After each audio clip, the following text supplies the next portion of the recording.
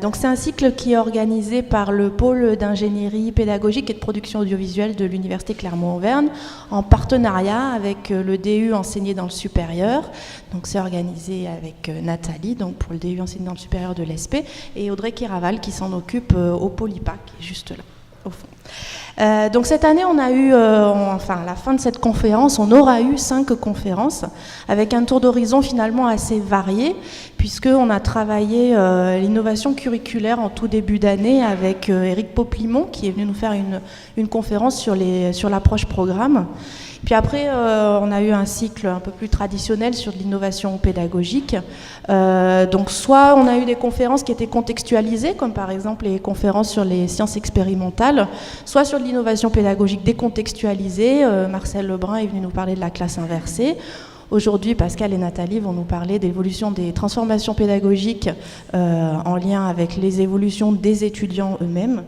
Et puis sur la gestion de la classe, la gestion de la relation avec les étudiants, Marcus Brauer est intervenu aussi dans le cadre des JPU. Alors malheureusement, on a eu une annulation de la part de Denis Berthiaume sur les évolutions dans un cadre un peu plus global sur l'enseignement supérieur. J'espère qu'on aura l'occasion de reprogrammer l'année prochaine, on verra. Puisqu'on compte bien continuer l'année prochaine sur les JPU.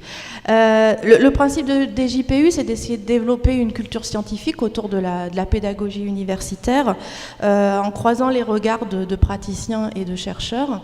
Donc cette année, on va clôturer un peu cette approche-là avec une journée qui sera consacrée à la pédagogie universitaire, qui s'appelle la journée PEPI. Je lis pour le sigle parce que je ne me souviens jamais ce que ça veut dire, projet d'expérimentation en pédagogie et en innovation.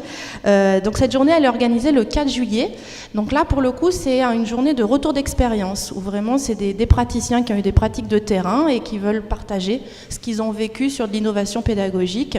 Donc c'est le 4 juillet et l'appel à communication est encore en cours, et ce, je crois, jusqu'au 31 mai. C'est pareil, c'est Audrey qui coordonne la mise en place de cet événement. Donc si jamais vous voulez plus d'informations, n'hésitez pas à aller la voir. Je ne sais pas si vous l'avez identifiée, c'est la petite blonde à droite. Voilà. Donc aujourd'hui, on accueille Nathalie Younes et Pascal Detreau. Nathalie est maître de conf en sciences de l'éducation à l'UCA et elle est donc responsable du DU enseigné dans le supérieur à l'ESP. Et Pascal est chargé de cours à l'Université de Liège et à l'IFRES, l'Institut de formation et de recherche en enseignement supérieur. Alors normalement, il y avait une troisième personne avec eux, mais qui n'a pas pu venir, pris par les comités de sélection, je crois, qui sont nombreux en ce moment. Saïd Païvandier, du coup, qui porteront son message tout au long de la conférence. Je vous rappelle que toutes les conférences font l'objet d'une captation audiovisuelle, donc vous pouvez retrouver toutes les conférences de l'année, y compris celle-ci, sur le site Vidéo Campus. Voilà, je vous souhaite une bonne conférence. Merci bien, Sophie. Et effectivement, bonjour de nouveau à tous. Donc effectivement, aujourd'hui, on a voulu parler avec vous. Enfin, on a vraiment voulu engager une discussion. Hein, donc on ne sera pas sur un mode de conférence, mais plutôt sur un mode d'interaction.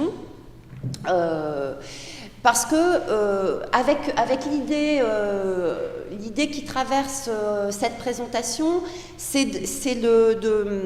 les liens en fait, les articulations qu'on peut trouver et qu'on doit chercher entre nos pratiques d'enseignement, nos pratiques d'évaluation et les étudiants. Parce que c'est vrai qu'aujourd'hui, on est dans des temps où on se pose tous beaucoup de questions sur les étudiants, sur notre façon d'enseigner, les transformations du numérique notamment qui viennent bousculer aussi pas mal de choses. Donc on est tous en questionnement et on serait bien en mal de dire voilà les bonnes pratiques à mettre en place, qui à coup sûr vont marcher avec vos étudiants quel que soit leur niveau d'études, quel que soit leur engagement, quel que soit le contexte disciplinaire, ben non, donc ça sera pas ça, évidemment, cette présentation, plus une discussion, mais avec quand même quelques fondamentaux auxquels j'allais dire on croit, mais c'est pas de l'ordre de la croyance, enfin, qu'on peut appuyer sur un certain nombre de recherches ou d'expériences et dont on vous fera part également, qui sont que néanmoins une grande partie de ce qu'on va obtenir des étudiants est largement dépendant du contexte de l'enseignement et donc plus particulièrement des pratiques qu'on met en œuvre. Donc c'est sur ces articulations, ces interactions qu'on va mettre l'accent. Et comme il s'agit d'interaction, on va interagir. Alors, on va interagir notamment en utilisant les boîtiers de vote. Je sais que certains les utilisent déjà. Et c'est un outil aussi pour susciter de l'interaction et de l'évaluation interactive, donc en situation d'enseignement. Hein. L'idée de l'évaluation comme pont entre l'enseignement et l'apprentissage. Et puis des temps de discussion plus informels sur les différentes parties qui vont structurer cette intervention. On a 4 grandes parties. Une première partie, c'est sur les étudiants, donc on va s'interroger sur finalement nos représentations des étudiants et puis quelques éléments issus de la recherche sur comment on peut représenter les étudiants au regard de leur rapport à l'apprentissage. Hein. On va zoomer là-dessus parce que c'est un champ très vaste, on a choisi juste une entrée pour ça. Se demander dans une deuxième partie quel lien entre les pratiques d'enseignement ou une posture d'enseignement et ces attitudes des étudiants, comment tout ça s'articule. Également dans les pratiques d'évaluation et comment aussi, finalement, l'évaluation peut nous aider à nous, enseignants, de devenir des praticiens réflexifs, c'est-à-dire des gens qui se questionnent sur ce qu'ils font et qui récoltent de l'information via justement les étudiants pour pouvoir réguler l'enseignement, le faire évoluer, mieux comprendre son public. Et donc c'est pour ça qu'on a prévu ces 4 temps qui s'articulent autour de cette idée qui a vraiment des liens à trouver entre ces différents thèmes. Pascal, est-ce que tu veux compléter ce temps introductif ? En fait, je vais redire quelque chose, mais qui me semble essentiel et que Nathalie a dit, c'est on n'a pas de trucs et ficelles à vous proposer, ça n'existe pas. Donc vous allez peut-être avoir des gens qui, dans des conférences, vont dire vous devriez faire ceci, cela, mais c'est pas comme ça que ça fonctionne. En fait, c'est vous, les enseignants, qui avez le pouvoir de structurer votre enseignement pour qu'il soit efficace dans le contexte. Et le contexte, c'est pas nécessairement une connaissance de votre groupe d'étudiants, c'est une connaissance au moment même du fonctionnement du groupe, de ce que vous pouvez amener au groupe ou à l'étudiant au moment même où vous êtes en train d'enseigner. Et tout ça demande une gymnastique mentale qui est de prendre un certain nombre de sources d'informations, d'être en questionnement par rapport à ça. Et aujourd'hui, on a bien sûr de l'interaction avec des boîtiers de vote, mais on va aussi vous faire réfléchir individuellement ou collectivement à finalement quelles sont vos normes, quelles sont vos manières de penser, quelles sont vos certitudes, qui sont peut-être à questionner, qui sont peut-être à renforcer, pour que vous puissiez être des personnes qui avaient encore plus l'habitude de réfléchir à ça, à l'enseignement et à la manière dont votre enseignement peut profiter aux étudiants. C'est ce qu'on appelle être praticien réflexif, être un enseignant réflexif. Et pour ça, il y a dans la littérature plusieurs pistes qu'on peut suivre, et c'est ces pistes-là qu'on va travailler ensemble. Il y a d'abord la piste, si vous voulez, de vous-même en tant que personne. Donc vous êtes un observateur de votre propre enseignement, et donc avoir une réflexion propre sur votre enseignement, c'est la première piste d'entrée. La deuxième piste d'entrée, c'est le regard de vos étudiants. Et donc Nathalie l'a dit, il y aura un 4e temps où on va parler d'évaluation des enseignements par les étudiants. Donc en fait, on va réfléchir, est-ce que c'est utile et qu'est-ce que ça peut apporter dans ce processus de raisonnement, d'avoir l'avis des étudiants, parce qu'en général, on se dit, un certain nombre d'enseignants disent, ben, j'ai pas besoin d'avoir leur avis, je sais s'ils sont motivés ou pas. Là, je regarde, vous êtes plus ou moins en train de me regarder, c'est certainement que vous êtes extrêmement intéressé par ce que je dis. Et en fait, ça marche pas tellement comme ça. Parfois, notre regard est focalisé sur les 4-5 personnes qui nous suivent, qui sont souvent au début, on ne sait pas ce qui se passe dans le fond, et donc on a besoin d'avoir cette information-là pour voir finalement est-ce qu'on a été efficace ou pas.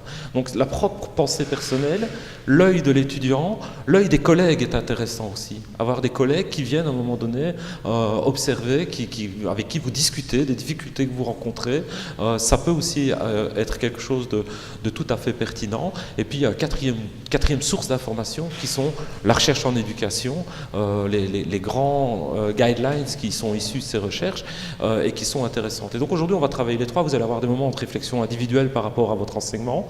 On va avoir des moments collectifs de réflexion. On va vous nourrir avec un peu d'éléments qu'on trouve pertinents au niveau de la littérature. Et on espère qu'avec tout ça, il n'y a pas d'étudiants, mais on va quand même réfléchir à la manière de recueillir leur avis. Et on espère qu'avec tout ça, vous allez pouvoir rentrer dans des démarches, continuer, parce que vous y êtes déjà, mais continuer et renforcer ces démarches de réflexivité, parce qu'on est convaincu que c'est finalement ça qui fait un bon enseignant, un enseignant qui est plus en routine, c'est sa capacité à réfléchir sur l'action et dans l'action. Ok, ça va pour tout le monde? Parfait.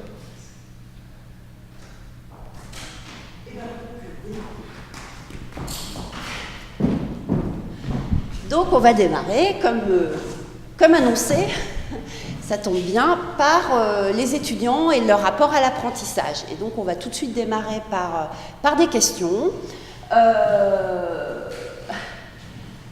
Une petite ombre chinoise. On va se placer dans le cas d'un enseignement en licence. On se place dans cette situation et puis on vous demande de vous positionner, de choisir une des deux affirmations. Est-ce que vous êtes plutôt d'accord, s'il fallait choisir, avec la première affirmation ou avec la deuxième? Et donc le fonctionnement est très simple, vous choisissez donc le 1 ou le 2 et vous validez avec le bouton vert de votre télécommande. Voilà, tout simplement.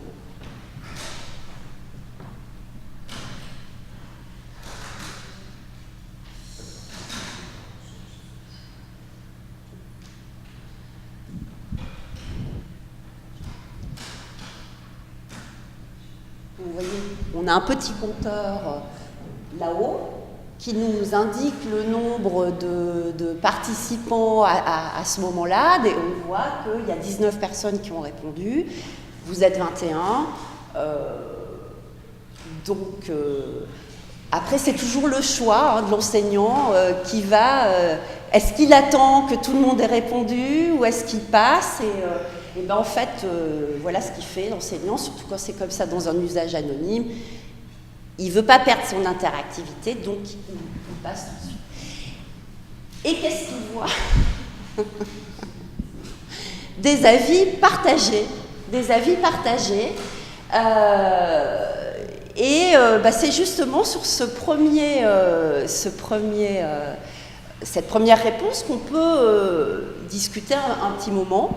De se dire finalement qu'est-ce qui vous a fait répondre de telle ou telle manière.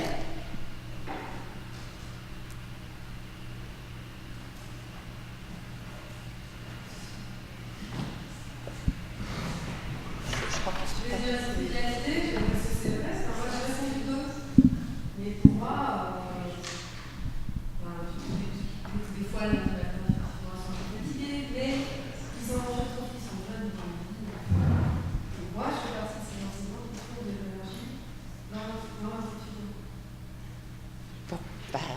merci pour cette... Vous intervenez dans quelle discipline, peut-être? Je suis en médecine. En médecine, d'accord, ok. Ok. Ouais. Donc, il n'est pas dans la matière oui. favorite. Oui, ils ne viennent pas pour apprendre l'anglais. Ils viennent pour faire la médecine. Au départ. Ouais. Et donc, c'est plus difficile, effectivement, d'arriver à stimuler les étudiants quand on n'est pas sur une discipline qui est la discipline... Oui, tout à fait. Donc, ça va être intéressant de savoir un peu comment vous y prenez pour que vos étudiants deviennent des sources de stimulation. Vous vouliez intervenir? Oui, moi je suis formatrice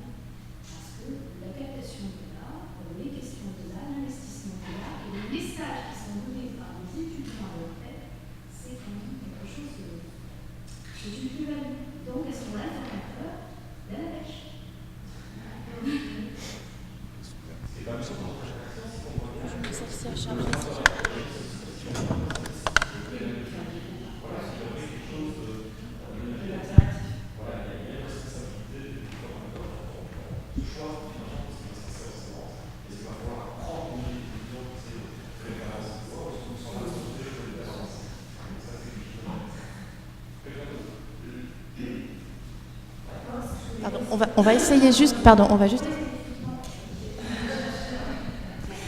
Donc moi j'enseigne donc à licence à la première année d'économie-gestion, donc j'enseigne de la macroéconomie, donc c'est pas très gros là je pense, comme pour les étudiants. C'est difficile de répondre parce que dans un amphi cette année quand j'avais vers la fin du cours 200 étudiants, il y a tous les types d'étudiants, c'est-à-dire il y a des étudiants, tu les vois, qui essayent d'écouter, qui sont engagés, qui même un amphi essaye de répondre, etc. Et donc, en gros, tu t'adresses surtout à eux.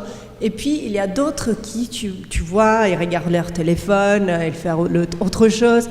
C'est-à-dire, et ils parlent, il y a un bruit permanent dans l'amphi. Bon, après, moi, peut-être j'ai du mal à exercer l'autorité, j'arrive pas à les faire, je sais pas. Et donc c'est difficile parce que d'un côté, moi, 2 heures en amphi, ça, à la fin, je suis hyper fatiguée parce que ça me donne vraiment, je mets beaucoup d'énergie pour essayer de faire bien, d'essayer de faire participer un petit peu.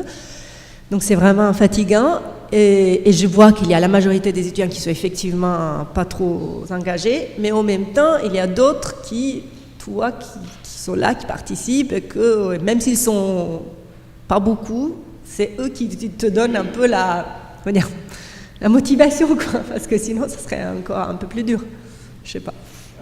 Donc là, ce qui est intéressant, c'est l'effet du contexte. Quand on voit les gens intéressés, mais pas tous, la diversité des territoires, tout ça, c'est vrai, c'est plus compliqué.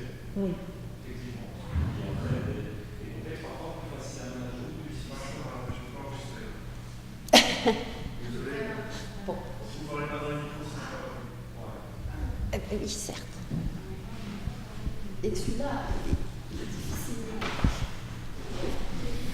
Ça va comment c'est peut-être, je ne connais pas cette spécialité, mais c'est peut-être les limites du cours en amphi aussi, où pour arriver à mettre en place une pédagogie active, c'est compliqué quand on est face à 200 étudiants. Moi, j'ai des conditions de travail privilégiées, parce que je les vois qu'en TD. Donc tout ce qui est travail de groupe, travail en binôme, pair work, tout ça, ça fonctionne bien, mais à 200, effectivement, avoir un rapport individualisé à 200 étudiants, on arrive aux limites aussi. Le rapport individualisé. Ok. En fait, moi je pense que c'est aussi un cercle vertueux. Tout dépend dans quel état d'esprit on arrive en cours. Moi j'enseigne les mathématiques en première année, économie-gestion, dans des amphis où ils sont 200 aussi. Donc c'est pas non plus une matière favorite, avec un public très très très hétérogène. Et le matin où j'arrive fatiguée, où moi j'ai pas la pêche, et ça a du mal à monter, ça a du mal à prendre.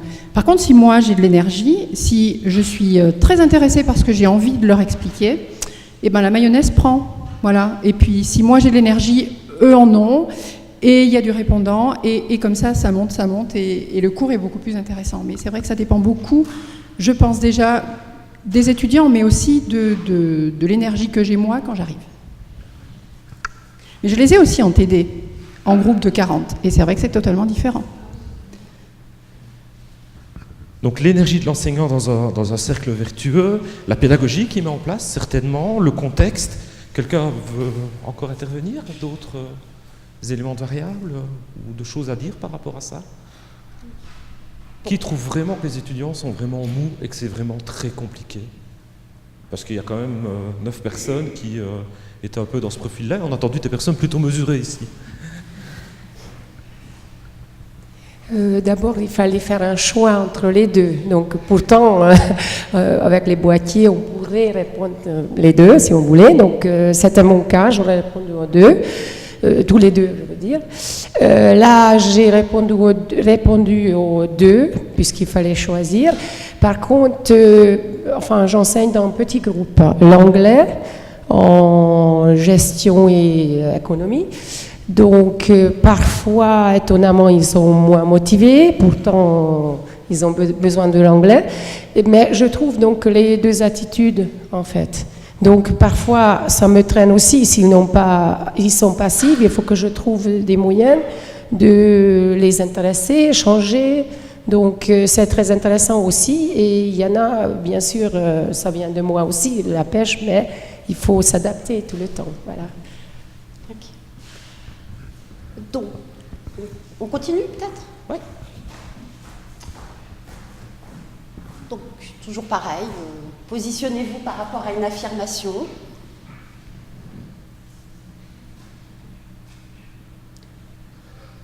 On est toujours dans le cas des étudiants de licence, hein, puisqu'il faut.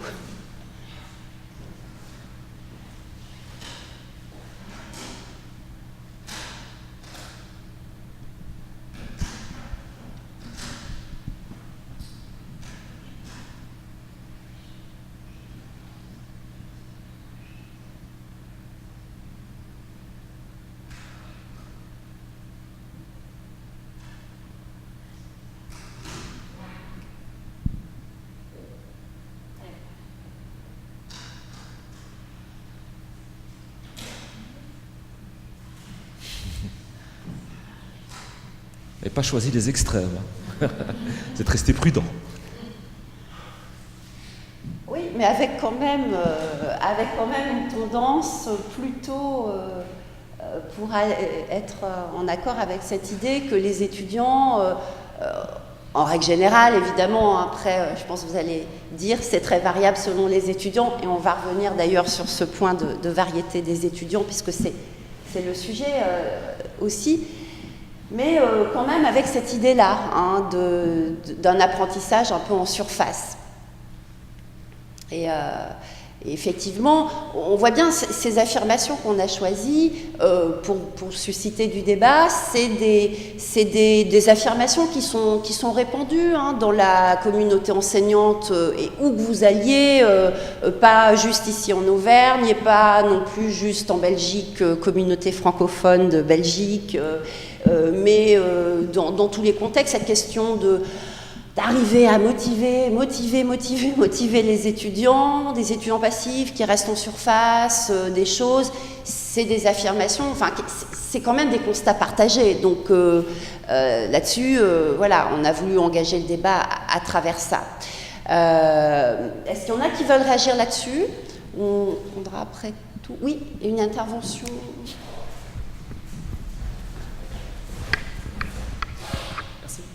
Bon, déjà, moi je suis étudiant, voilà, je suis démasqué. Et du coup, je voulais juste réagir par rapport à ça, parce qu'en fait, pour moi, ça peut s'expliquer de plusieurs manières, ce score. En fait, dans un premier temps, jusqu'à la fac, les étudiants, on leur demande finalement pas d'élaborer à fond leur apprentissage. Donc, en apprenant peu, en restant en surface, on peut avoir son bac, réussir quasiment jusqu'à la L3. Donc, c'est la stratégie, on va dire, au minimum syndicale. Donc pour moi, ça paraît logique qu'elle soit employée aussi fortement. Dans un second temps, en fait, ce qui peut également expliquer ceci, c'est que les étudiants peuvent ne pas savoir en fait ce qui est attendu d'eux. C'est-à-dire qu'on leur demande de réviser, mais c'est des capacités de régulation des apprentissages qui n'ont jamais été enseignées ni à l'école, ni au collège, ni au lycée. Donc on leur demande d'élaborer des apprentissages, mais on ne sait pas finalement, enfin ils ne savent pas comment. C'est-à-dire qu'il y a des articles, notamment en psychologie cognitive et métacognitive, qui indiquent que les étudiants non seulement ne savent pas se tester, c'est-à-dire que quand ils essaient d'auto-évaluer leur apprentissage, ils se plantent, et en plus ils n'arrivent pas à prédire les notes qu'ils vont avoir aux examens. Donc, finalement, c'est des étudiants qui pensent que surligner un article, c'est une bonne stratégie d'apprentissage. Ou prendre toutes les notes que l'enseignant dit pendant un cours magistral, c'est une bonne stratégie. Bah non, en fait, non, ça marche pas. Donc en fait, il y a ce double problème le bachotage, ça peut marcher pour les examens, parce que ce qui est évalué, finalement, c'est plus la note que l'apprentissage en lui-même. Et en plus, ils peuvent ne pas vraiment savoir ce qui est attendu d'eux, et du coup, ça fait qu'en effet, ils étudient en surface. Après, il y a toute cette question d'engagement.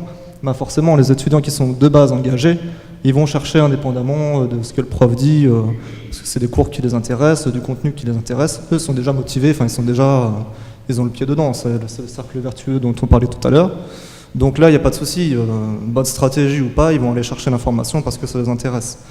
Mais ceux qui sont moyennement intéressés ou pas intéressés du tout, c'est compliqué de mettre de la motivation en place quand non seulement on ne sait pas ce qui est attendu de vous, et qu'en plus on n'a jamais finalement vraiment travaillé tout seul, on va dire, parce que la fac c'est quand même beaucoup de travail en autonomie, quoi. Donc voilà.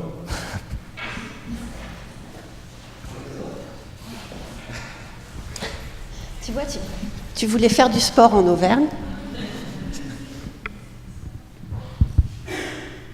Je voulais juste vous poser une question, parce que quand vous dites qu'au lycée, ils n'ont jamais appris à travailler en autonomie tout seul, ça me surprend. Alors, je suis italienne, je suis pas française, donc je suis pas grandie dans le système scolaire français. Mais je trouve que les étudiants, au moins en première année à licence, il y a effectivement des choses qu'ils n'arrivent pas à faire, je ne comprends pas comment. Peut-être parce que le système scolaire et les lycées en France, c'est différent au système auquel que je connais. Et donc moi, je me souviens qu'au lycée, je passais mes après-midi à faire des recherches, à travailler, parce que mes enseignants me donnaient énormément de travail à faire à la maison. Et je pense pas que... ça me surprend de sentir que les étudiants ne sont pas habitués à... Ou peut-être que je n'ai pas trop bien compris ce que vous vouliez dire, je voulais juste mieux comprendre ça. Alors après, c'était vraiment plus expérience personnelle que généralisation. Je suis clairement pas expert en ce que font les étudiants lycéens, mais je voulais juste souligner que le minimum syndical, ça peut marcher. Ça peut marcher, et ça peut marcher pour beaucoup de monde.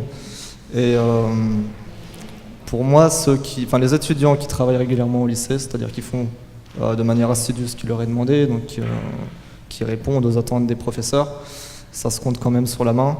Et c'est ceux qui vont arriver dans l'étude supérieure avec ces capacités et qui vont continuer à la fac parce qu'ils ont déjà fait ça donc au lycée, entre autres. Mais ceux qui, on va dire, mettent des stratégies alternatives, par exemple réviser 2 semaines avant le bac ou avant le bac blanc, ou tout ce qui est devoir maison à faire, soit le faire en groupe, on connaît ces groupes où finalement une personne fait le boulot des 4 autres et on a un truc plus ou moins à moitié collectif, on va dire, au quart collectif. C'est des espèces de stratégies qui ne sont pas très efficaces finalement, quoi. Mais qui peuvent être utilisées. Et c'est compliqué pour un professeur de passer derrière toutes les copies de devoirs maison et dire ces 4-là, ils l'ont fait ensemble parce que ça se ressemble vachement. Il y a aussi cette idée que tant qu'on n'est pas pris à faire des stratégies un peu de triche, ça marche, quoi. Pour moi, en fait, ce qui est un petit peu embêtant, c'est que il y a beaucoup d'étudiants qui considèrent que la note est le reflet de leur travail quand ça les arrange, et les enseignants aussi. C'est-à-dire que tant que la note est bonne, tant qu'on a les bonnes appréciations, on va pas se fouler, quoi. Même un 12, ça passe, un 12, c'est assez bien. Mais un 12, quand on a finalement travaillé un dixième de ce qu'on a fait dans un groupe sur un dixième qu'on doit rendre, c'est pas très cool. Mais bon, pour revenir à ce que vous disiez, c'est juste vraiment un ressenti, c'est une expérience professionnelle, on va dire ça, plutôt personnelle, exactement. Mais c'est vraiment, après, je fais des généralités, j'en suis bien conscient. Merci. Effectivement, les étudiants mettent en place des stratégies. C'est normal, on fait tout ça dans nos métiers, on met en place des stratégies. Je crois que le vrai questionnement qu'il faut avoir, c'est est-ce que ces stratégies, d'où viennent-elles ? Et on peut avoir une réflexion là-dessus. Quand on me dit, oui, mais les étudiants étudient pour réussir et pas pour apprendre, parce que c'est ça qui est derrière la question. Ça veut dire que nos examens, ils évaluent quoi ? Parce qu'ils sont censés apprendre, sinon ils apprendraient pour réussir l'examen. Donc il y a un premier décalage, là je pense qu'il y a vraiment un outil de réflexion sur lequel il faut bosser. Le deuxième outil de réflexion que j'ai envie d'amener chez vous, c'est les étudiants étudient pour réussir, pas pour apprendre. Alors évidemment, eux, réussir c'est plus important qu'à d'apprendre, parce qu'ils ont beau avoir appris, s'ils ne réussissent pas, le décalage se fait et ils échouent dans leur étude. Et quelque part, qui se soucie vraiment de leurs apprentissages, du coup, puisque les examens ne le font pas ? Et ce que je dis souvent à des profs, mais qui enseignent chez nous en premier bloc, en première année universitaire, je dis, les étudiants, leur seule volonté, c'est de monter dans le bon train, c'est-à-dire celui qui va passer en deuxième. C'est tout. Mais ça, c'est parce que vous organisez une gare de triage. Quand on arrive en cours, ça se passe encore aujourd'hui, avec le prof dit, voilà, vous rentrez à l'université, regardez bien à gauche et à droite, parce que sur les 3 personnes qu'il y a, il y en a une qui réussira sa première. On est sur des buts d'apprentissage. Alors il y a beaucoup de personnes ici qui sont, sur des buts de performance, de réussite. Il y a beaucoup de personnes ici probablement qui sont parents. Quand les enfants rentrent à l'école, et qui vous disent oh, ben, j'ai un 10 sur 20, vous lui dites mais est-ce que tu as appris quelque chose? Donc vous lui dites oh 10 sur 20, attention, hein, il faudrait pas que ce soit moins. Qui demande à ses enfants t'as appris quoi aujourd'hui? Par contre on demande t'as des poids aujourd'hui? Donc je veux dire, il y a cette espèce de constante routinière qui pourrait fonctionner mais à une condition, c'est que les poids reflètent les apprentissages. Et ça c'est un postulat fort mais qui est faux. C'est-à-dire on fait tous comme si c'était le cas, mais c'est faux. Mais si vous réconciliez ce couple-là, alors vous allez pouvoir avoir des étudiants qui apprennent pour apprendre et plus pour réussir. Parce que les efforts qu'ils font, les stratégies qu'ils mettront en place seront équivalentes. Alors, on continue à tisser justement ce point du rapport des étudiants à leur apprentissage. Et qu'est-ce que vous pensez de cette affirmation ?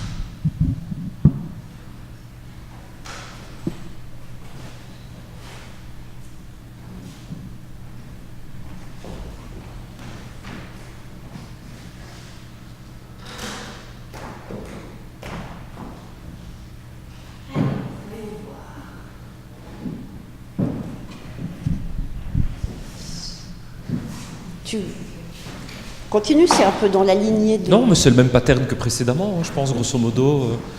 Les deux questions recouvrent à peu près le même champ, et on vient de le débriefer, donc, sauf si quelqu'un veut intervenir sur cette question-là spécifique, mais il me semble qu'on vient un peu d'en faire le tour. S'insérer socialement, je ne sais pas si c'est ce qui les motive au début, mais en tout cas, réussir leur année, oui, ça clairement. Oui, c'est peut-être pas la peine de développer plus.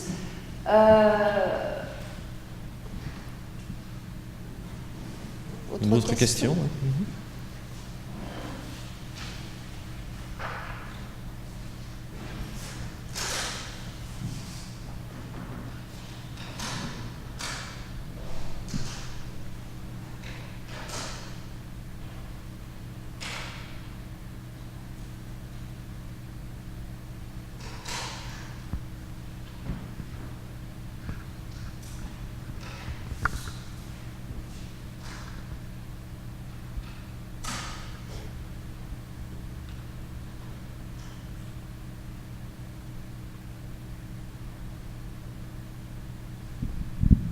Alors, plutôt en désaccord avec cette affirmation. Est-ce que certains peuvent un petit peu expliciter cette position ? Mais on rééquilibre. Hein. Le plutôt en désaccord est plus faible maintenant que la question précédente qui touchait quand même la même chose. Si ils étudient pour réussir, c'est a priori qu'ils ne sont pas intéressés. Donc il y a un petit décalage là. On voit quand même qu'ils étudient pour réussir, mais ils sont quand même... Voilà. Ils manifestent quand même une certaine curiosité intellectuelle. Quelqu'un ? Oui. Oui, moi je suis en DU, donc encore étudiant, on va dire. Au fait, ça dépend du moment où la question est posée. Si c'est en début d'année, c'est tout à fait vrai. Mais il se trouve que l'impact de l'enseignant joue beaucoup.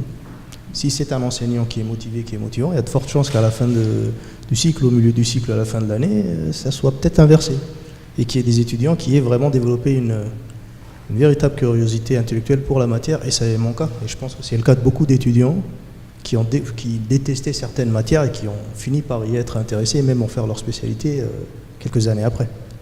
Donc ça dépend au moment auquel on pose.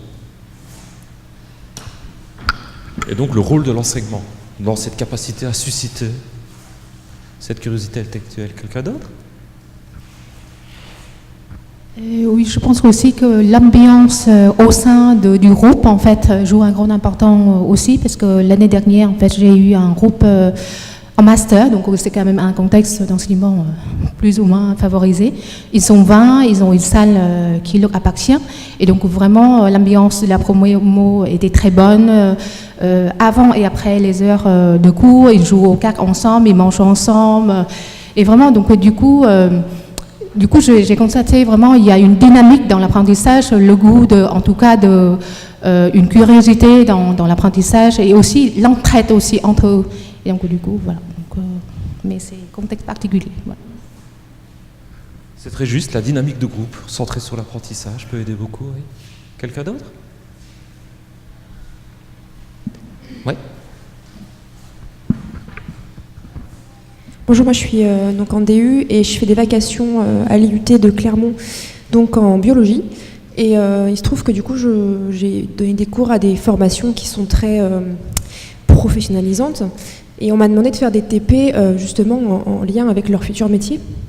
Et moi j'ai pas du tout constaté, j'ai constaté qu'il y avait une grande partie en fait des étudiants qui étaient intéressés parce que la mise en intrigue c'était justement dans quelques mois vous allez être des professionnels et forcément ça les motive. Donc peut-être que c'est un cas particulier, mais je trouve que du coup c'était une bonne expérience parce qu'ils étaient pratiquement tous intégrés en fait dans cette démarche de curiosité et ils m'ont demandé énormément de choses sur leur futur métier et je pense que du coup c'est ce qui pêche un petit peu à la fac parce que justement il y a peut-être un peu moins de mise en intrigue parce que le travail envisagé est peut-être un peu plus loin dans leur esprit et du coup ça m'intéresserait de faire des cours à la fac. Je lance un appel.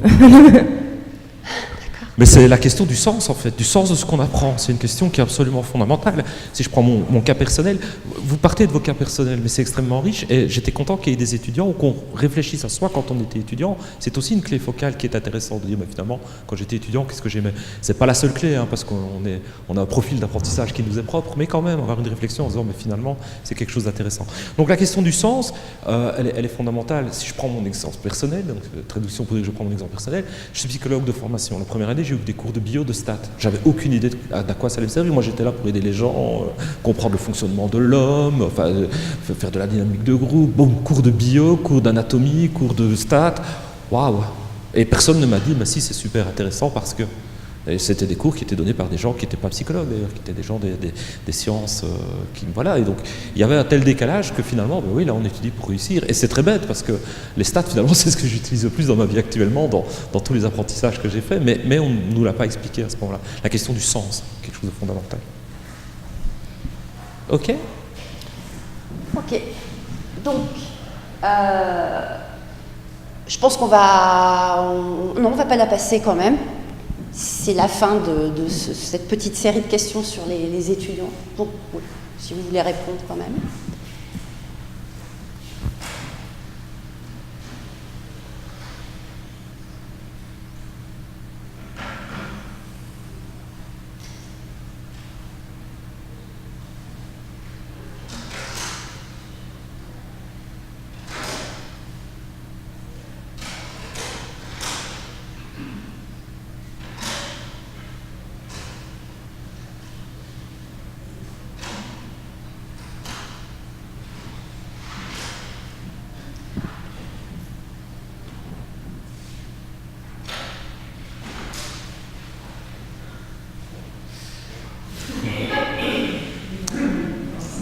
Le partage des avis.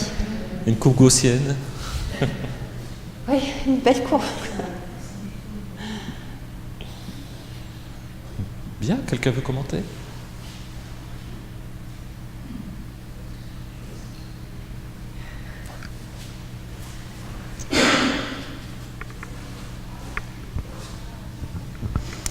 En première année à l'université, on a beaucoup d'étudiants qui viennent là par défaut, enfin beaucoup, quelques étudiants qui viennent là par défaut, ils n'ont pas été pris dans les formations qui les intéressaient.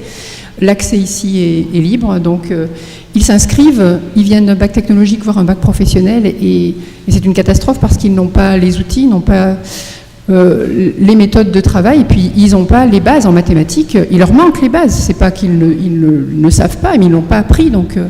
ils sont complètement désarmés, ils décrochent, on comprend qu'ils décrochent, on a mis en place du tutorat, mais ça ne suffit pas pour ces étudiants-là. Oui, donc tout à fait d'accord.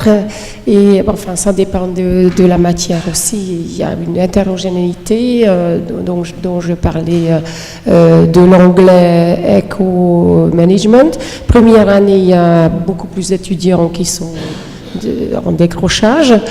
Par contre, les trois éléments, donc le niveau, il y en a beaucoup, puisque c'est très hétérogène, international, en anglais, beaucoup qui n'ont pas le niveau. Beaucoup qui n'ont pas de méthode, par contre, ça peut s'acquérir. Et enfin, j'allais dire avant, donc dans mon évaluation, j'intègre aussi apprendre à apprendre. Donc, je propose donc l'évaluation par rapport à ça. Donc, je vais prendre en compte quelqu'un qui a fait de cette façon. Donc, et par contre, la troisième motivation est extrêmement importante. Donc, quand je vois qu'un étudiant, peut-être le niveau n'est pas aussi bon, mais je vois que par rapport à ce que j'ai apporté en méthode, etc., qui peut appliquer, qui aime la motivation, je vois qu'il peut aller beaucoup plus loin par la suite. Donc, voilà. Quelqu'un d'autre? Oui. Oui, moi, ce que ça me suggère lorsque je lis cela, c'est la question de la rémédiation. C'est-à-dire que, bon, par exemple, dans la formation professionnalisante, nous avons une sélection à l'entrée en institut. Donc, on considère que les étudiants qui ont été sélectionnés sont des étudiants aptes à suivre la formation. Mais au contact de la réalité, il s'avère que les niveaux sont effectivement hétérogènes, que, contrairement à ce qu'on peut penser, les baccalauréats scientifiques ne sont pas forcément avantagés pour certaines matières, pour d'autres c'est sûr. Et puis il y a aussi la question par exemple des aides-soignants en formation, en formation professionnelle, donc qui eux ont eu une partie de sélection, mais n'ont pas forcément les études aussi minimales. Donc eux peuvent se trouver parfois en difficulté. Mais un petit nombre d'entre eux s'en sort parce que justement, il va mettre en œuvre cette motivation qu'il a au fond de lui ou qu'on essaie, enfin, je sais qu'on n'impulse pas de l'extérieur la motivation, mais enfin, celle qu'on essaie de susciter en tout cas. Donc, c'est étudiants dépendants, c'est lié aussi aux moyens qu'on met en place pour pouvoir remédier à certaines choses. Donc, ça fait appel, je pense, à des moyens, peut-être. Voilà. Je trouve qu'on est vraiment dans le cœur de réacteur de notre métier, en fait, quand on commence à traiter ces questions-là. C'est pas très difficile d'enseigner à des petits groupes motivés, intéressés parce qu'il y a une finalité professionnelle derrière tout de suite et qu'on est expert en la matière. Maintenant, la vraie question, c'est qu'est-ce qu'on fait avec ces étudiants? Moi, je suis tout à fait d'accord avec cette affirmation-là. Il y a, à l'entrée, en tout cas en première année, un certain nombre d'étudiants qui n'ont pas les prérequis nécessaires, sauf s'il y a... Et encore, vous dites que même dans ce cas-là, ce n'est pas nécessairement le cas, mais quand il y a un filtre à l'entrée... Chez nous, en Belgique, il n'y a pas de filtre à l'entrée. Donc on a des étudiants, enfin cette année en médecine, il va y en avoir un, mais l'année passée, en médecine, on pouvait s'inscrire au premier bac, alors qu'on avait fait des techniques de transition, c'est-à-dire qu'on avait eu grosso modo 3 heures de sciences ou 2 heures de sciences pendant son parcours scolaire par semaine. Donc et par rapport à ça, en entrée de médecine, ils attendent 6 à 9 heures de sciences pour pouvoir suivre les prérequis, c'est ce qu'ils annoncent. Mais il y avait des étudiants qui n'avaient pas suivi ça. Donc effectivement, voilà. Qu'est-ce qu'on fait avec ça? Quelle quantité d'étudiants est-ce qu'on essaye de récupérer? Et on ne va pas avoir ce débat-là parce que c'est un débat qu'on a parfois dans mon institution, on fait une demi-journée de formation réelle là-dessus, mais est-ce qu'il faut faire réussir tous les étudiants? Enfin, est-ce que la vocation d'une université est d'essayer que l'ensemble des étudiants qui rentrent dans le système réussissent? J'en sais pas. Je vois des noms qui se mettent en place, je sais pas. Je pense qu'on n'a pas nécessairement les moyens de le faire. Est-ce que finalement notre métier n'est pas de... Les étudiants, moi je considère que c'est notre matière première. On est des espèces de fabriques et la matière première qui rentre, c'est les étudiants. Il y a des défauts dans cette matière première, il y a des qualités dans cette matière première. Et nous, notre but, c'est d'essayer de fournir à la société des produits finis. Ou en tout cas, voilà. Alors vous allez me dire, oh, quelle vision moche, mais je préfère cette vision-là à une vision, ce sont nos clients. Parce que celle-là, je trouve qu'elle est affreuse. Mais par contre, se dire qu'on est là pour avoir un effet sur des personnes qui rentrent, pour pouvoir fournir à la société des personnes qui sont capables de réfléchir, d'être professionnelles, et là aussi on peut avoir un long débat, je crois que c'est quelque chose. Alors qu'est-ce qu'on fait en fait avec des étudiants qui ont trop de défauts à l'entrée? De quelle manière est-ce qu'on les récupère? Est-ce qu'on doit les récupérer? Si on ne les récupère pas, il y a quand même une perte sèche pour la société. Et si on les récupère, est-ce que c'est pas au détriment d'eux? Donc c'est un débat qu'on ne va pas avoir maintenant, parce que c'est un débat qui peut nous amener vraiment sur une demi-journée de réflexion. Mais je crois que c'est intéressant de se poser ces questions-là, quand même. Donc je vous laisserai ça dans au volant de votre voiture, réfléchir à ça. Oui, et puis on ne va pas se démoraliser complètement dès maintenant, avec cette idée quand même acceptée par tous les enseignants, enfin ou en tout cas une grande partie des enseignants, qui est, là, dans notre groupe, alors sans tomber dans l'extrême dont tu parles, regardez bien autour de vous, et celui-là il n'y sera plus, sans tomber dans cet extrême, on voit bien quand on travaille avec les enseignants à l'université, effectivement on ne parle pas des formations sélectives qui pour autant ont des problèmes d'hétérogénéité, etc., mais où il y a effectivement cette acceptation de se dire, de toute façon les bacs pro, les bacs techno, ils vont disparaître rapidement, et on ne bosse pas pour eux, on bosse pour des bacs généraux qui déjà n'ont plus le niveau, parce que effectivement les problèmes, et ça de toute façon, ces problèmes-là, de dire nos étudiants, ils ont les problèmes liés au niveau inférieur, qui n'a pas été... voilà, donc là, quand on a... Et souvent on trouve ça, quand on a l'université, oui, mais l'université, les étudiants sont comme ça parce qu'en fait, au lycée, ils peuvent s'en sortir en faisant quasi rien, ils peuvent être minimalistes et puis ça fonctionne. Donc finalement, ils sont formatés comme ça. Et donc c'est à cause du lycée, quelque part, qu'ils sont comme ça à l'université. Quand vous avez des enseignants, vous parlez à des enseignants de lycée, qu'est-ce qu'ils vous disent?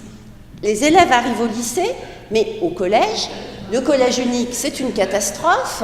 Donc, ce mélange social et cognitif ne fonctionne pas du tout. Les élèves, en fait, n'apprennent rien. Ils arrivent au lycée, ils ne savent pas travailler et ils ont pas les bases.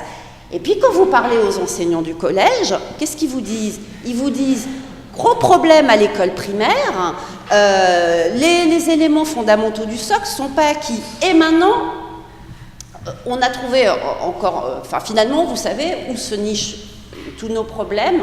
À la maternelle. Et oui, parce que c'est les fondamentaux. Et si ces fondamentaux ne sont pas développés, alors c'est mort. Et on a toujours un peu cette idée de réduction du problème par le niveau inférieur. Et tu as sauté l'étape qui nous préoccupe le plus, c'est les entreprises qui disent « mais vous ne formez plus bien les gens qui sont chez nous, etc. » C'est vrai, j'ai sauté cette étape. Et en fait, il faut... nos étudiants sont bien plus compétents massivement je veux dire, il y a une évolution qui est positive sur la maîtrise de la langue, on le montre. C'est des fausses représentations de se dire qu'ils sont moins bons.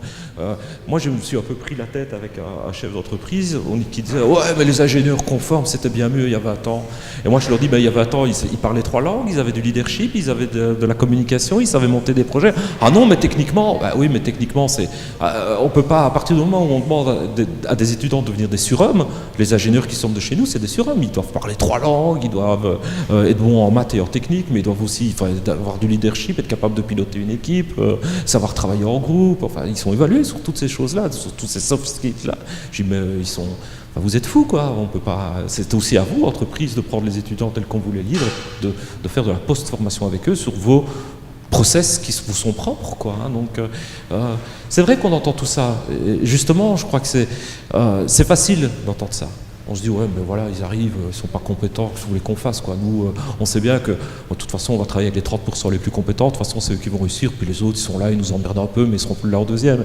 On entend ce genre de discours. Moi, c'est un discours que j'ai envie qu'on réfléchisse, qu'on remette en question. Je dis pas qu'on peut sauver tout le monde, je dis pas que tout le monde est sauvable, je dis pas que tout le monde a envie d'être sauvé. Mais je crois qu'il faut quand même adoucir un peu ce discours. Une intervention ?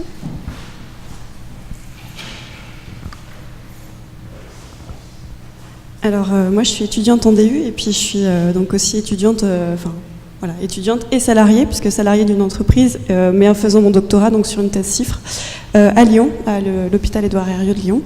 Et moi je voulais réagir un petit peu à ce que vous aviez dit donc au tout départ, quand vous disiez que la faculté amenait des produits finis au final. Et moi je suis pas tout à fait d'accord avec ça, parce que c'est pas du tout mon expérience en termes dans la biologie. Moi, j'ai fini mes études. Enfin, j'étais à l'université de Franche-Comté quand j'ai réalisé mes études. Et puis c'est vrai que après mon master, au final, rien que pendant le stage pratique, ça s'est ressenti. On s'est tous regardés, on s'est tous retrouvés en se disant, mais finalement les 10 jours de TP qui nous ont été donnés dans cette année, à quoi ça nous a servi ? À rien, parce qu'on était incapables de faire quoi que ce soit sans l'aide de quelqu'un dans notre laboratoire. Notre stage, on était tous perdus. Et quand on est arrivé après sur le marché du travail, on n'arrivait pas à se vendre en termes de compétences, puisque c'était des choses qui étaient pour nous totalement inconnues. On avait pour nous un niveau d'études en fait. Notre diplôme, c'était un niveau d'études. C'était quelque chose qui était vendeur, de dire on a un bac plus 5 en biologie, voilà, mais on est incapable de faire quoi que ce soit en tant que chargé de projet, en tant qu'ingénieur de biologie, incapable. Donc qu'est-ce qu'on fait ? Et on a tous continué en thèse finalement. Pourquoi ? Parce qu'on ne savait pas quoi faire. Non, mais c'est réaliste. C'est vrai qu'en biologie, on finit tous par faire une thèse parce qu'on ne sait pas quoi faire, parce qu'il n'y a pas de boulot, parce que les entreprises nous regardent en disant non, enfin, on ne peut pas vous embaucher comme ça, vous n'avez pas le niveau d'études, vous l'avez, mais vous n'avez pas les capacités d'être chargé de projet, on vous prendra après votre thèse. Et c'est vrai que je pense que peut-être que... Alors, ça dépend certainement, les disciplines, ça dépend... mais dans notre discipline, en biologie, il faut vraiment repenser la façon d'enseigner, parce que c'est vrai qu'on nous a peut-être donné quelques clés, mais on n'était pas du tout au courant, c'est-à-dire qu'un poster scientifique ou ce genre de choses, ou réfléchir à un protocole, c'est des choses que je n'avais jamais fait à la faculté. Et c'est pourtant quelque chose que je fais tous les jours et que je referai dans mon métier encore plus tard. Donc, oui, on est d'accord. Donc, juste pour conclure, pour continuer sur ce que vous disiez, encore une fois de mon expérience d'étudiante récente, on va dire, je pense que vous avez raison quand vous dites que les entreprises attendent trop des étudiants, mais le problème c'est que ce qui se passe maintenant, c'est qu'on est en biologie et puis dans d'autres domaines, énormément de diplômés à finir à McDo, quoi. Et le problème, il se pose à l'instant T. Vous voyez. Je suis peut-être un peu défaitiste, mais c'est malheureusement l'expérience que j'ai autour de moi. Et finalement, c'est vrai qu'on attend trop maintenant des étudiants, mais à mon avis, il faut régler le problème, essayer de voir, de réfléchir à changer, comme disait Sophie, ces méthodes d'enseignement à la fac, pour qu'on sorte avec des compétences et qu'on nous mette dans le bain. Et c'est pour ça que moi, ce que je vois à l'IUT, je trouve ça magnifique. Et même si on a tendance à déprécier énormément les formations type DUT, licence pro, etc., et ben il se trouve que eux, ils ont des compétences et à la fin, ils ont un boulot. Et c'est ça le cœur du problème, c'est qu'on a beaucoup trop de chômeurs ici et qu'on a un niveau d'études bac plus 5, mais même des fois bac plus 8, et que... Bon, je voudrais intervenir juste un moment parce que pour un petit peu, comment dire, je pense que, et là c'est pareil, on va pas aborder tous ces sujets-là parce que évidemment ça dépasse la question pédagogique, mais juste, je pense que les étudiants qui sortent de la fac ont plus de compétences qu'ils ne croient en avoir. Et que vous avez un discours là, autodépréciateur. Moi, je pense que vous avez énormément de compétences pour avoir pu faire face, pour avoir pu survivre dans ce milieu pas toujours justement accueillant, qui offre pas toujours les conditions d'avoir cette ambiance, de se sentir affilié quelque part, de se sentir en lien avec les autres, pour travailler ensemble, qu'effectivement on n'a pas toujours les moyens de pouvoir développer du travail de projet qui amènerait à prendre. Mais c'est des choses que vous développez. Vous avez un peu, à mon avis, un peu une autodépréciation qui vient aussi d'un contexte de l'emploi qui est tendu et qui d'ailleurs a du mal à accueillir les jeunes. Donc voilà. Et ce qui fait que vous renvoyez ça sur votre formation, mais c'est pas pour là. On est là aussi on partage votre idée, votre sentiment qu'il faut que ça bouge sur l'enseignement, qu'il faut que les étudiants, on va en parler tout de suite après. C'est la deuxième partie. Donc on va venir à l'enseignement. Mais moi je voudrais quand même que vous preniez conscience que vous avez plus de compétences que vous ne croyez, et que d'ailleurs aucune entreprise, à part quelques réacs obtus, vont vous dire, moi je prends quelqu'un de la fac pour qu'il soit directement opérationnel. Tout le monde sait bien. Au contraire, il y a même des chefs d'entreprise qui vont se plaindre si les étudiants arrivent parce que, je ne sais pas, vous êtes en informatique et vous voulez les former sur le dernier outil, logiciel, parce que c'est le logiciel. Bah oui, mais sauf que celui-là, il sera obsolète aussi vite. Donc, ils attendent un corps de connaissances fondamentales, construites, une capacité à travailler de manière autonome. Et s'il y a un truc qu'on apprend quand on survit à la fac, c'est quand même ça. Hein, puisque vous êtes assez peu porté par la structure, donc vous avez dû faire déployer des ressources. Et donc, l'apprentissage va se continuer, mais c'est normal. Et les étudiants qui sortent de l'IUT, oui, mais souvent, beaucoup continuent des études. C'est des stratégies d'ailleurs de premier, parce que voilà, ils savent qu'ils vont être bien encadrés, etc. Que ça va leur permettre plusieurs choix. Mais pour autant, il ne faut pas comme ça... je pense qu'il y a aussi des attitudes de surface qu'on va apprendre à développer dans des écoles et qui tiennent beaucoup à la confiance en soi et à la capacité à avoir réfléchi à une façon de se présenter de manière positive. Et c'est vrai qu'on doit aussi accompagner les étudiants là-dessus. Mais vous avez des compétences. Voilà, je voulais juste faire ce petit point. Parce Moi, que là... je voudrais juste ajouter quelque chose à ça. On a beaucoup parlé de Bob le plombier dans des élections aux États-Unis, je crois que c'est ma mémoire est bonne. C'était le cas prototypique, on prenait Bob le plombier, ce qu'il allait lui arriver, etc. Et maintenant, on prend beaucoup l'étudiant qui va finir chez McDo. Mais les chiffres ne montrent pas ça. Les chiffres montrent que le niveau d'insertion et la qualité de l'emploi dépend fortement du nombre d'années passées dans le supérieur. En Belgique, les statistiques sont imparables là-dessus.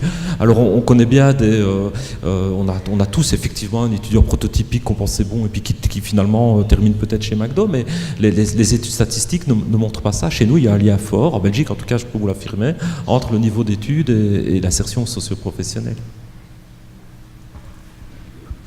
Moi, je suis désolée, je voudrais juste revenir là-dessus. Je pense aussi que cette perception qu'on a souvent à L1 d'ailleurs, vient parfois d'une méconnaissance que je trouve très regrettable du lycée en fait. Et au lieu de se concentrer sur ce qu'ils savent faire, qui me semble être un problème très français, hein, mais ça c'est mon point de vue, on voit tout de suite ce qu'ils ne savent pas faire. Et moi je trouve que j'ai eu des L1 cette année et je suis impressionnée par leur capacité de communication, leur réactivité, des vrais savoir-faire que, personnellement, je pense que j'avais pas nécessairement... Enfin, moi, je les avais parce que j'avais été à l'étranger, mais je pense qu'à mon époque, on n'avait pas. Et on va se fixer sur le point de grammaire, sur le vocabulaire, ceci, cela, et pas sur les vrais savoir-faire. Et moi, je les trouve... c'est-à-dire que je me disais, si là, je les envoie aux États-Unis, bien sûr, ils vont patouiller au début, mais ils vont avoir des vraies capacités de se débrouiller, d'y arriver. Et moi, j'ai été très impressionnée par ça. Mais parce que je pense qu'il faut un peu se détacher de ce qui est très universitaire au sens archaïque du terme, c'est-à-dire des savoirs purs et durs. Mais ils ont beaucoup de savoir-faire et beaucoup de savoir-être aussi, je trouve. Et donc il me semble que ce serait bien aussi que les enseignants d'université sachent davantage comment ça se passe au lycée, parce qu'ils verraient que les élèves développent beaucoup de choses en fait, ils savent beaucoup de choses. Après, il faut qu'ils réorganisent certainement ça.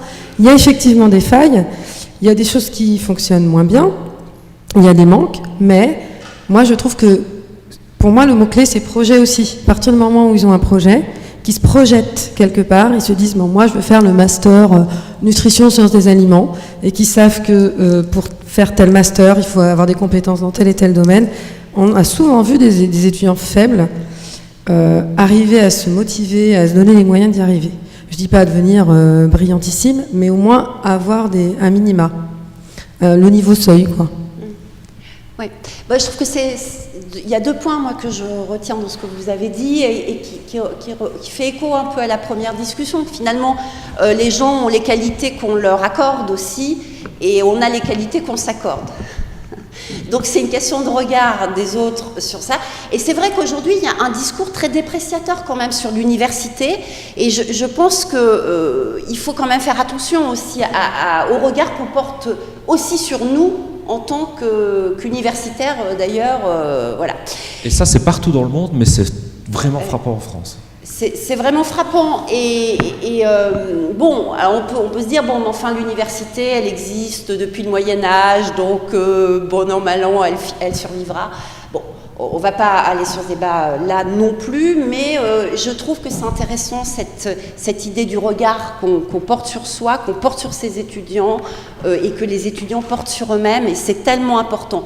Après, c'est vrai que la question du projet, c'est la question de la motivation, finalement.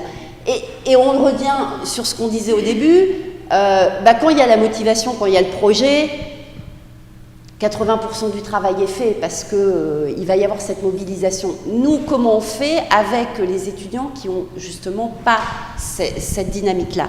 Parce que finalement, tout ce qu'on vient de voir, c'est assez retrouvé dans la littérature, et donc on va se faire les porte-paroles de notre collègue. Juste, Nathalie vient dire quelque chose d'intéressant. Quand ils sont en projet, non, mais tout le temps, mais sur lequel j'ai envie d'assister, quand ils sont en projet, tout va bien. Elle a dit qu'est-ce qu'on fait avec ceux qui ne le sont pas. Moi, j'ai envie de dire qu'est-ce qu'on fait dans notre pédagogie pour qu'ils soient en projet. Parce que c'est pas le projet n'est pas nécessairement exogène. Hein. On peut avoir un projet exogène. Ma fille veut être médecin, depuis qu'elle est toute petite, elle a vu Grey's Anatomy quand elle était petite, ça l'a marqué, elle veut travailler en hôpital, elle veut être Meredith Grey, et hop, elle trace sur cette voie-là. Rien ne l'arrêtera, enfin, sauf le concours d'entrée peut-être. Mais parfois, donc on a des projets qui sont exogènes où l'étudiant va, voilà, mais il y a aussi des choses qui sont purement endogènes, quoi. Ce cours, on l'a dit tantôt, j'y croyais pas trop, mais finalement, ce qu'on y fait, c'est vachement bien, et ça m'amuse quand même. Oh là, je vais essayer de faire ça parce que ça a l'air super, et puis on avance. Donc, comment est-ce qu'on fait, nous, pour susciter un étudiant en projet? Et vous avez raison, les étudiants, quand ils sont en projet, ils sont très bons. Ils sont très bons. Ouais. Allez. Et bien voilà, donc pour conclure sur cette partie, finalement, oui, c'est bien tous ces étudiants qu'on a à l'université. On a une petite partie des étudiants qui sont ce qu'on appelle les étudiants, enfin, ce que CLP Vendée appelle les étudiants compréhensifs. En fait, ça, c'est les étudiants que nous, enseignants, on aime bien. C'est-à-dire que c'est ceux qui sont aussi intéressés par la matière que nous, qui vont aller au-delà du travail qui est demandé, qui vont décoder des attentes peut-être pas forcément formulées. Vous allez donner de la biblio, ils vont y aller, ils vont vous poser des questions, ils vont chercher. Et ça, effectivement, c'est les étudiants qui sont en connivence intellectuelle. Il y a vraiment une réciprocité des attentes avec eux, et ça fonctionne bien. Mais ces étudiants, ils sont une minorité. Voilà, c'est peut-être 20%. C'est sur les bases il ne faut pas prendre ces chiffres, évidemment. Enfin, je ne veux pas critiquer les chiffres du collègue, mais bon... Je dirais que tu as dit ça. Non, mais c'est une représentation pour moi de la réalité. Mais c'est pas tellement Et ce qui est intéressant, c'est de voir que, oui, il y a une partie des étudiants, mais ça reste une minorité. Après, on a un bon tiers qui sont quand même nombreux, c'est les étudiants stratégiques, ceux-là. C'est-à-dire que ce n'est pas du tout des étudiants qui partagent votre passion pour les mathématiques ou pour la psychologie ou l'anglais ou même l'anglais médical. Ils n'ont pas du tout cet intérêt fort pour le sens de l'apprentissage, mais par contre, ils veulent y réussir les examens, et ceux-là sont très compétents pour décoder et se dire alors qu'est-ce qui est attendu de moi, et donc ils vont être performants, mais pas forcément à fond mais ça va bien marcher pour eux en général. Puis on a les minimalistes. Les minimalistes, voilà, ceux qui visent comment je fais pour réussir? Il faut 10, là comme j'ai eu 11, je peux avoir 9. Ou tiens, comme j'ai eu 12, je peux avoir 8, etc. Donc là, on est sur la perspective minimaliste qui peut fonctionner, effectivement, jusqu'à un certain point, qui peut fonctionner à l'université et qui, évidemment, n'induit pas des apprentissages fulgurants. Et puis on a les désimpliqués, et les désimpliqués, voilà, c'est ceux qui ne trouvent pas le sens, qui sont largués, comme on dirait, qui trouvent pas de moyen de se raccrocher. Et évidemment, c'est parmi cette population qu'on a le risque du décrochage. Après, effectivement, on peut se dire, est-ce que le but, c'est de faire réussir tout le monde? En tout cas, on a ces 4 catégories de public. Ça, c'est une certitude. Et donc, il faut bien se dire que ce qui va fonctionner, les stratégies qui fonctionnent avec les uns vont pas fonctionner avec les autres, mais ceux qui ont le plus besoin des enseignants, c'est pas les compréhensifs.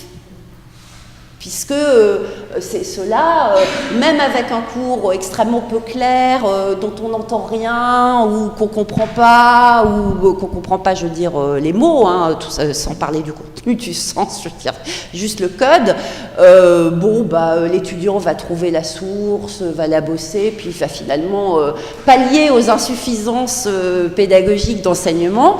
Donc, mais c'est pourtant, c'est souvent ceux pour qui on construit et avec qui on se sent en connivence. Quand vous dites, oui, dans ce cours, il y a 4-5 étudiants, c'est eux qui répondent, ils participent et moi, ça me booste. Et le cours dialogué, c'est souvent ça, c'est-à-dire qu'on pose des questions, il y a quelques-uns qui participent. Et des fois, vous avez l'enseignant qui dit « Ah, ça s'est super bien passé, ce cours, il y avait du répondant. » Du répondant avec combien? Voilà, sans doute, probablement, les étudiants compréhensifs. Les performances, ils savent bien que, à la limite, on pourrait se passer des questions parce qu'on perd du temps. Et ça leur plaît sans plus que ça, toutes les pédagogies actives, etc. Parce que finalement, on peut perdre du temps, alors que ça serait tellement simple d'avoir un contenu, un contenu à bosser, je vais le bosser, j'aurai mon examen. Alors s'il faut se réunir en groupe, et là vous voyez souvent, tous ces étudiants assez réfractaires à certaines pédagogies qui les obligent à un peu s'y mettre, mais en profondeur. Et voilà. Oui. Juste un mot sur cette catégorie de performance. De Ryan, des auteurs anglo-saxons, ont travaillé un peu sur un modèle un peu analogue, et eux distinguent 2 éléments dans la performance. Ce sont les étudiants qui veulent être les meilleurs, donc il y a vraiment être meilleur que les autres, être parmi les meilleurs, qui est une catégorie de performance, et l'autre, c'est ne pas être parmi les pires. C'est aussi une catégorie de performance, hein. C'est quelque chose de normatif, c'est ne pas être parmi les pires. Et puis il y a effectivement les minimalistes où eux c'est réussir. Donc eux ce qui les intéresse c'est pas une confrontation aux autres, c'est vraiment réussir. Donc c'est être parmi les meilleurs. Et je crois que les stratégies sont un peu différentes. Les étudiants qu'on aime bien, c'est parfois ceux qui ont une performance pour être les meilleurs, parce qu'eux, ils doivent se montrer, ils doivent être au premier rang, ils vont participer. Leur but n'est pas nécessairement de comprendre la matière, de s'en imprégner, d'être capable d'avoir des niveaux de réflexion taxonomique extrêmement importants sur la matière, mais en tout cas, ils sont là, il faut qu'on les voit, etc. Ceux qui ont une catégorie de performance, ne pas être parmi les pires, eux vont plus être réservés, parce que la moindre interaction pourrait les catégoriser dans les pires, donc ils vont plutôt être taiseux, mais en tout cas, ils vont avoir cette espèce d'ego implicite qui va faire qu'ils vont quand même bosser suffisamment et un peu plus que pour réussir, simplement en fonction de la norme du groupe pour essayer quand même d'être parmi les bons. Oui.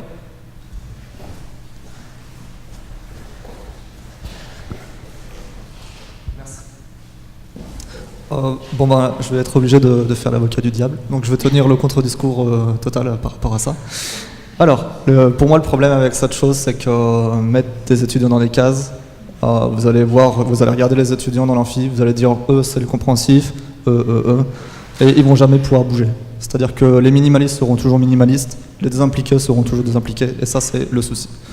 Pour moi en fait, un étudiant performance peut devenir compréhensif, un étudiant minimaliste peut devenir compréhensif, et un étudiant désimpliqué peut être réimpliqué. Allez, un peu de bonne humeur, un peu d'utopie quand même. Enfin, je veux dire, on demande à un étudiant quand même, là, c'est sûrement des tests à un moment T, on les observe, on leur demande sur une échelle de 1 à 7, est-ce que vous êtes ça, ça, ça. Bon, imaginez, vous êtes en classe, un cours que vous aimez pas, on vous demande est-ce que vous aimez travailler, ben non, c'est le cours qui m'agace avec le prof que je supporte pas, donc forcément je vais pas être très impliqué. Mais si on le demandait dans une autre classe, un autre CM, où par exemple c'est où l'étudiant aime, où l'enseignant est motivant, ben là il y a plus de chances qu'il tombe dans la catégorie compréhensive. Donc moi j'ai plus une approche dynamique, on va dire. Il y a des jours où vous allez être compréhensif, il y a des jours où vous allez être crevé, vous allez faire soirée étudiant le jeudi et vendredi vous allez être minimaliste au possible parce que vous en avez marre. Donc c'est quand même très contexte dépendant et on a quand même beaucoup parlé de ce contexte dépendant, donc attention à ça. Et si on parle pédagogie, pour moi, il y a des approches qui vont favoriser plus la performance que la compréhension. Donc, par exemple, si vous avez un examen terminal, vous ne pouvez pas attendre des étudiants qui sont évalués qu'une seule fois dans l'année, qui misent tout sur la compréhension la compréhension du cours. Ce qu'ils veulent, c'est avoir leur diplôme quand même. Donc un examen terminal dans l'année, ça va avoir plus de chances de mettre des étudiants dans une perspective de performance.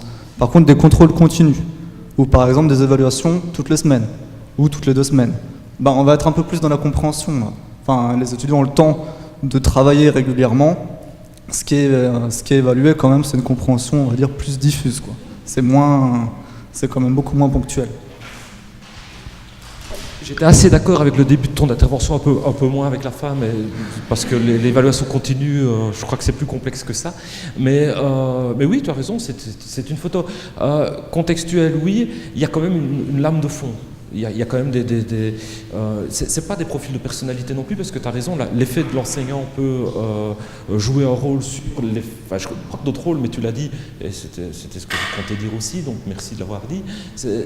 C'est une photo et nous on doit faire le film, et dans ce film on doit faire monter les gens. Alors peut-être pas jusque la compréhension, la performance, c'est déjà pas mal, mais on doit essayer de les faire monter dans ce film, et là on a une action à faire. Mais je crois que cette action, elle est aussi sur une prise en compte de l'individu, de ses besoins, une mise en projet. C'est pas si simple que ça, il y a quand même... Alors Nathalie a été très prudente quand elle a présenté les chiffres, je l'ai taquinée, mais elle a raison en fait d'être prudente par rapport à ça. Est-ce que c'est 19, est-ce que c'est 25, parfois dans certains cours est-ce que c'est 40, tout ça est sans doute très vrai et très possible.